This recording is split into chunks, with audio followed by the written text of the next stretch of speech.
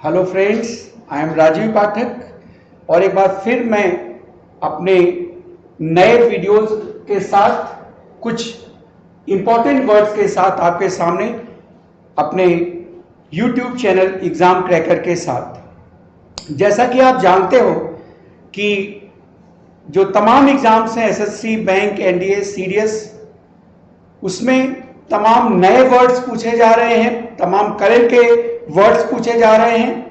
तो जो भी मेरे वर्ड पार के आपको क्लासेस मिल रहे हैं, जो भी वर्ड पार के वीडियोस मिल रहे हैं, उसमें मेरी पूरी कोशिश होती है कि जो कन्वेंशनल वर्ड्स हैं उनके साथ साथ जो करंट ट्रेंड्स के वर्ड्स हैं वो भी आपको मिलें। और आपको जो वर्ड पार मैं बताता हूं उसमें जैसा मैं बताता ही हूं कि उसे टैग करके उससे रिलेटेड तमाम और भी वर्ड्स, उसका यूज, इन सारे ढंग से आपको पढ़ाया जाता है जिससे कि आप मैक्सिमम बेनिफिटेड हों। चले हम स्टार्ट करते हैं। पहला वर्ड है एवर्ट। आप जानते हैं कि एवर्ट मीन्स टालना होता है। अगर हम इसकी टैगिंग करें, अवर को समझो,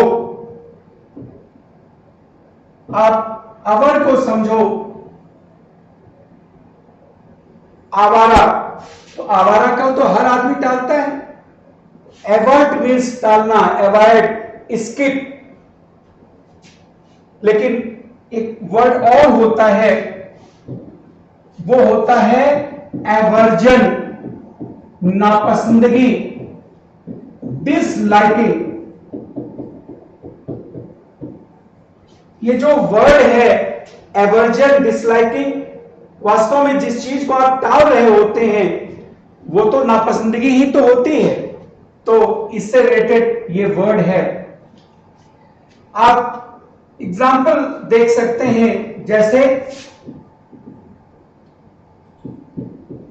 द पुलिस कुड हैव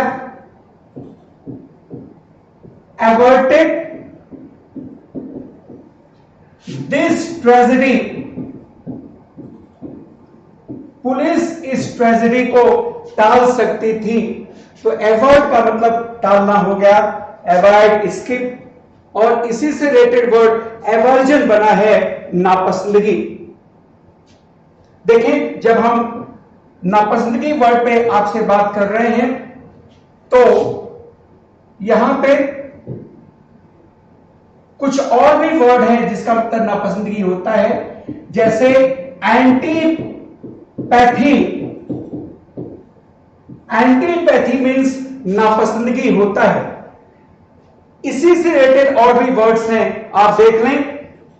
ये जो पैथी है ना, पैथी का मतलब होता है फीलिंग। तो जब किसी के खिलाफ आपके अंदर फीलिंग रहेगी तो वही तो नापसंदगी है ना। जब किसी के खिलाफ आपके अंदर फीलिंग रहेगी वही नापसंदगी है। लेकिन अगर वर्ड आ गया एपैथी, तो ए क्या बताता है? ये बताता है उदासीनता को। जैसे एक वर्ड होता है इमोरल। इमोरल माने होता है अनैतिक। ये जो वर्ड इमोरल है, इमोरल माने अनैतिक होता है। लेकिन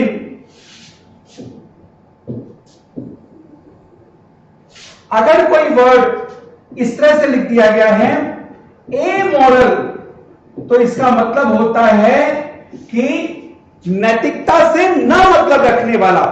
यानी वो कोई भी काम करेगा, उसे इससे फर्क नहीं है कि वो नैतिकता वाला काम है, नैतिक काम है या अनैतिक काम है। जैसे कि जो लोग लिव इन रिलेशन रहते हैं, बिना शादी के रहते हैं, उन्हें आप इमोरल नहीं कह सकते, अनैतिक नहीं कह सकते। क्यों? क्योंकि लिव इन रिलेशन आपके लिए अनैतिक हो सकता है, लेकिन आप पश्चिमी देशों में देखें तो वहां पे इससे कोई फर्क नहीं पड़ता कि आप शादी के साथ एक आदमी और औरत रह रहे हैं या बिना शादी के रह रहे हैं। तो पश्चिमी देशों में ऐसे व्यक्ति एमोरल कहलाते हैं। एमोरल का मतलब हो गया कि नैतिकता या अनैतिकता इससे कोई मतलब नहीं है, उन्हें जो उचित लगता है वो करते हैं। जबकि जो नैतिकता के खिलाफ होता है वो इमोरल है। जैसे कि किसी की हत्या करना एक इमोरल थिंग है, लेकिन पश्चिमी देशों में बिना शादी के जब पति पत्नी के रूप में लोग लिव इन रिलेशन में रहते हैं तो एमोरल है।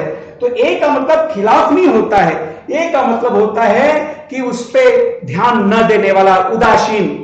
तो एपैथी का मतलब हो गया किसी के प्रति फीलिंग को लेके उदासीन, यानी उसके अंदर कोई फीलिंग ना हो किसी को लेके, इसका मतलब हो गया उदासीनता, इनडिफरेंस। देखिए सब पैथी से ही बना है। इसी के अलावा एक वर्ड होता है बेटा एम्पैथी। एम्पैथी,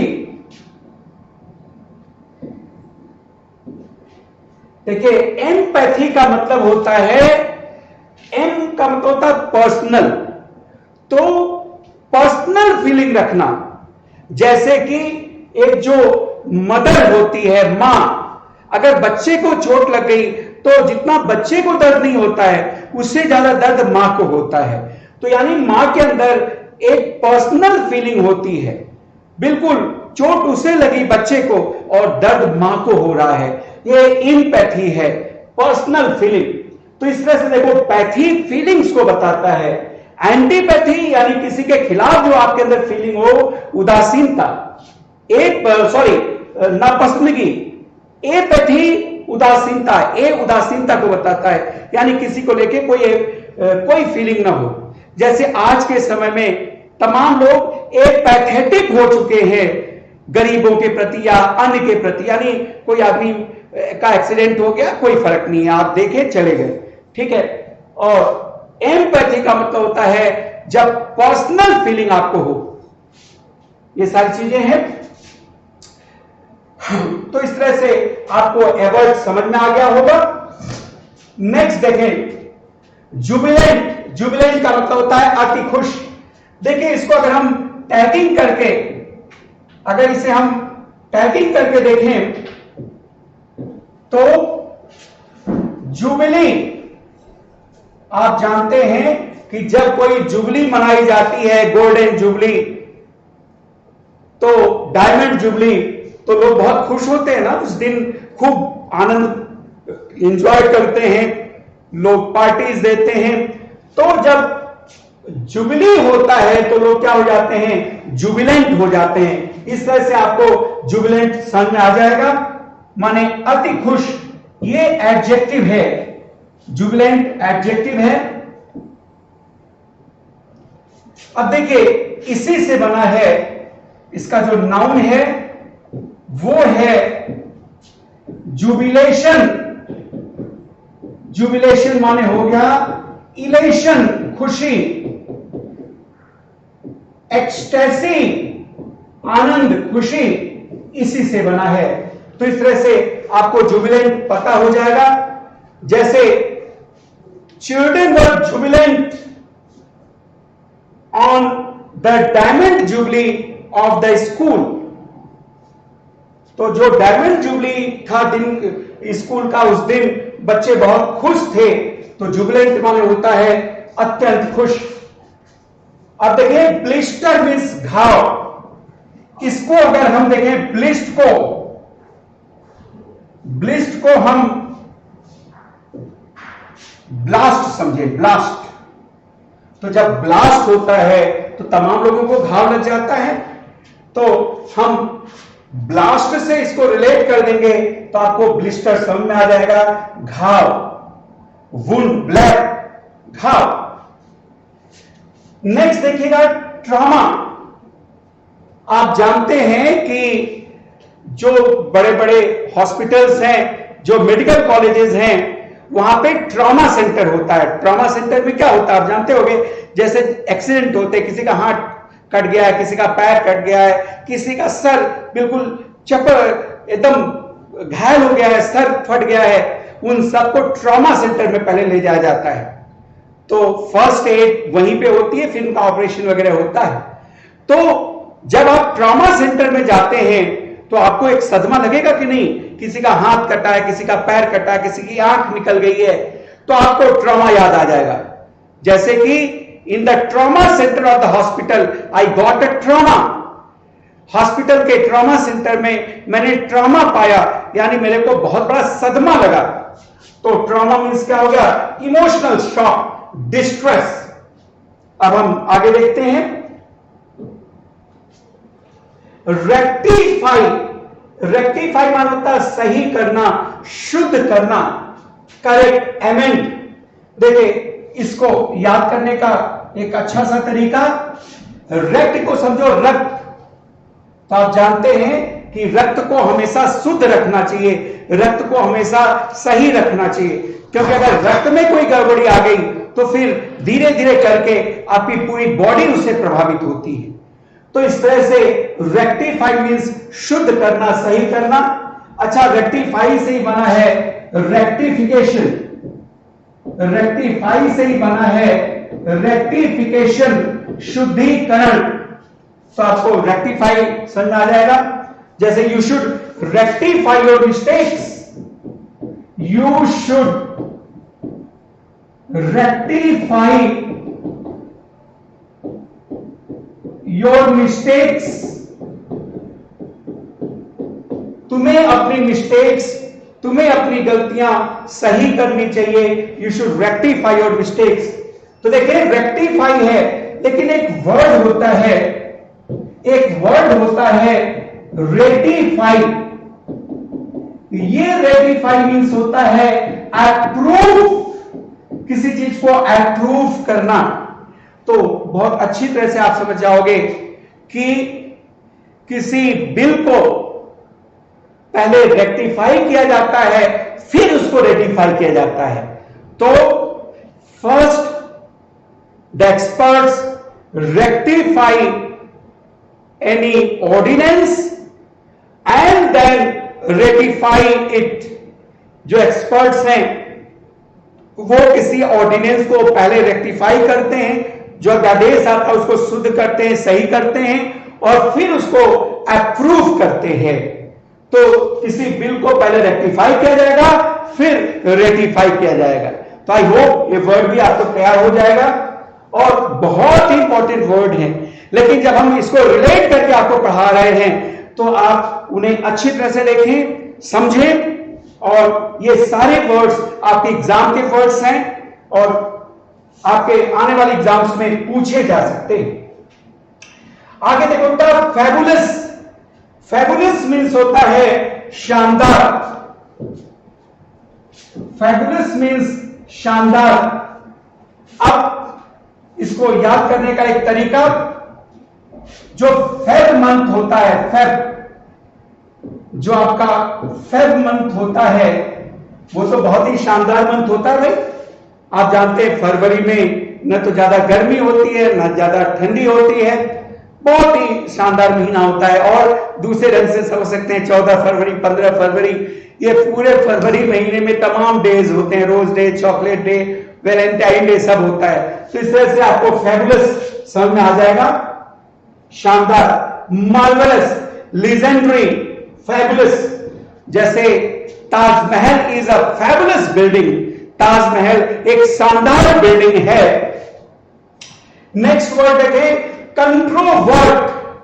देखिए ये जो कंट्रोवर्ट वर्ड है, ये आपका कंट्रोवर्सी, आप एक वर्ड जानते हैं ना भाई, कंट्रोवर्सी, विवाद। तो जब आप किसी चीज का खंडन करते हैं, जब आप किसी चीज पे विवाद उत्पन्न करते हैं, तभी तो कंट्रोवर्ट होता है ना।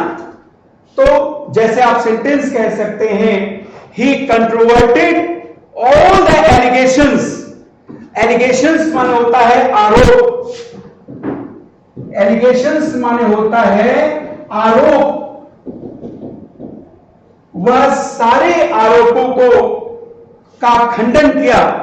अच्छा, जब खंडन करने की बात आ जाए तो आपको यह तैयार हो जाएगा, जैसे कंट्रोवर्सी माने विवाद, तो किसी चीज को लेकर विवाद करना यानी उस चीज का खंडन करना तैयार हो जाएगा। लेकिन जब खंडन करने की बात आई है तो कुछ चीजें आप जाने, कई बार आपके एग्जाम में आए हुए हैं, कई बार आए हुए हैं। अगर किसी आप ऑफर को, इनका कई बार फिलर्स में आया है, जब कभी भी आप किसी ऑफर को इनकार करते हैं तो रिफ्यूज होता है या डिक्लाइन होता है, मना करना। जैसे ही रिफ्यूज्ड, ही declined my proposal, my offer, उसने मेरे ऑफर को इनकार किया। लेकिन जब किसी आरोप को मना किया जाता है, इनकार किया जाता है, तो उसके लिए वर्ड होता है बेटा रिफ्यूट या डिनाई या फिर कंट्रोवर्ट, जो भी आपने देखा।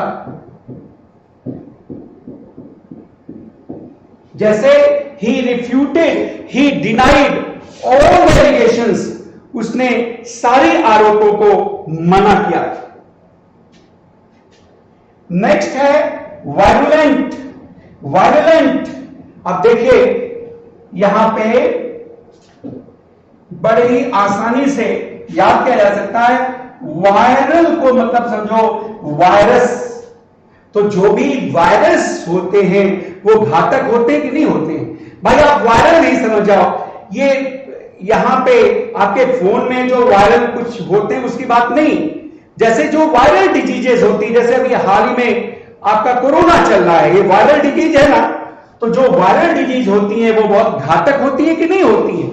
तो इस तरह से आपको आपका वायलेंट तैयार हो जाएगा, फैटल, डेडली, घातक। आगे देखें नेक्स्ट,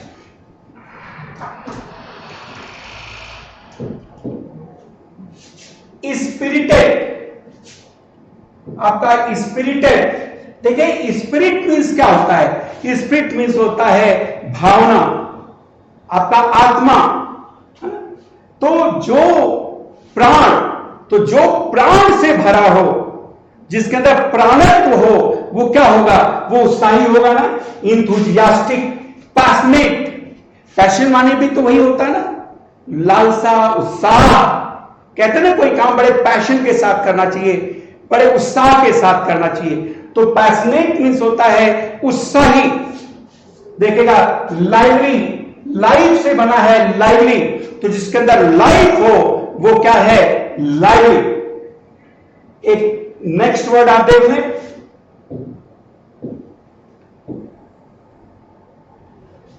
पेंसिव। पेंसिव माने दुखी भी होता है, और पेंसिव माने उदास भी होता है, और पेंसिव माने सोच की मुद्रा में। जब कोई व्यक्ति सोच की मुद्रा में होता है तो भी पेंसिव होता है। उसके लिए एक वर्ड और हो जाता है रिफ्लेक्टिव। ये वर्ड है रिफ्लेक्टिव, माने भी सोच की मुद्रा में। तो दोनों के लिए पेंसिव होगा। जैसे कि he was in pensive mood after losing the match. Match को हारने के बाद वह पेंसिव मूड में था। तो इस तरह से ये सारे वर्ड्स आपको बताए गए। आपको ये सारे वर्ड्स एग्जाम्पल्स के थ्रू, इससे रिलेटेड जो वर्ड्स हैं, साथ में आपको इनको टैग करके इन सारे ढंग से वर्ड्स बताए गए हैं। These are very important words, और इन्हें आप देखते रहें, हमारी आप रेगुलर वीडियोस देखते रहें, और आप देखेंगे कि धीरे धीरे करके 1.5-2 महीने के अंदर आपका पूरा वोकैब तैयार हो जाएगा। आपको हम रेगुलर जो वर्ड्स हैं, चाहे वो सिनोनिम एंटोनिम से संबंधित वर्ड्स हों, चाहे वर्ब सब्स्टिट्यूशंस हो, चाहे इडियम्स फ्रेजेस हो, चाहे फ्रेजल वर्ब हो, वो मैं आपको रेगुलर प्रोवाइड कर रहा होता हूं। इन्हें आप अच्छी तरह से देखें। और एक और इंफॉर्मेशन है कि 5 जून से शाम 5 बजे आपको हर एग्जाम्स के जो एसएससी के एग्जाम्स हैं, चाहे वो सीजीएल हो, चाहे आपका सीएचएसएल हो, चाहे स्टेनो हो, चाहे दिल्ली एसआई हो, उन सब के लिए हम प्रैक्टिस बैच फिर सॉल्यूशन शुरू कर रहे हैं। और आप ऐसे में इस चैनल को सब्सक्राइब करें, ताकि जो कुछ भी आपको प्रोवाइड किया जा रहा है आपके एग्जामिनेशन पॉइंट ऑफ व्यू से, वो सब आप पाएं, वो आप देखें। और इस तरह से आज का ये जो क्लास था वो समाप्त हो रहा है। Thanks a lot.